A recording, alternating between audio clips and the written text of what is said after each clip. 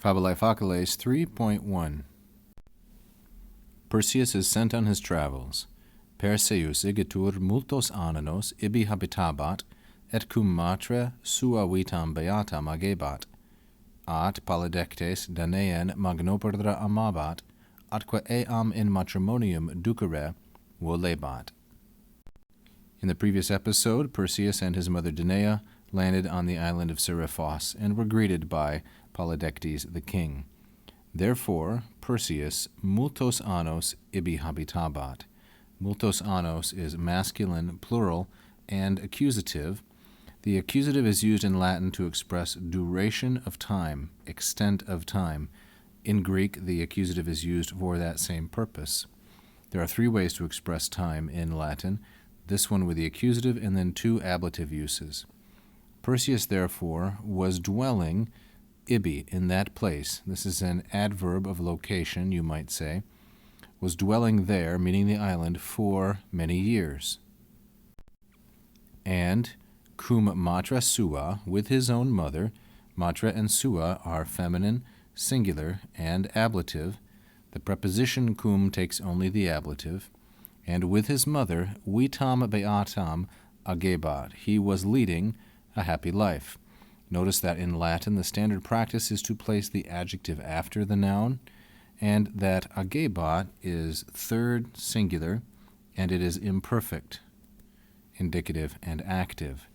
This verb, agebat, is from the third conjugation verb, ago, agere, which has a very broad range of meanings, and when used with a noun of time, like this, vitam, also when used with diem or annum or some other noun that relates to time, it means to go through, to pass, to spend. The idea is to use up. He was spending or leading, we might say in English, a happy life, vitam beatam. But of course, if there's going to be a story, there has to be some conflict, and thus we have this slight adversative at. At is not as strong as said, but it is an adversative. It changes the path of thought. He was leading a happy life, but Polydectes Danaean. Polydectes is masculine, singular, and nominative, and Danaean is feminine, singular, and accusative, as the object. So we have, but Polydectes was loving Danae greatly, magnopere. This is an adverb. Amabat is third singular, imperfect, indicative, and active. And so, atque, which is a slightly more expansive conjunction than a simple et, and it is not as adversative as the conjunction at. A good resource to understand how these different conjunctions work is Bradley's Arnold Latin prose composition. I'll write it down here in case anyone is paying very close attention and may not be familiar with this resource, which you can find easily online in the public domain. So he was loving her greatly, and so eam, whose antecedent is Danaean, feminine singular, Danaean is accusative, eam is accusative. That's a coincidence.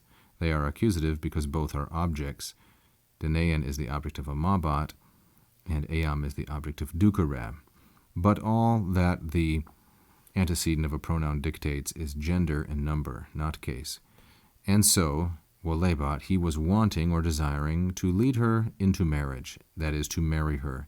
This is the common Latin idiom for getting married. One uses a form of the verb ducere, third conjugation, and then the prepositional phrase in matrimonium, in with the accusative. The idea being to take a woman into the state or condition of matrimony, marriage.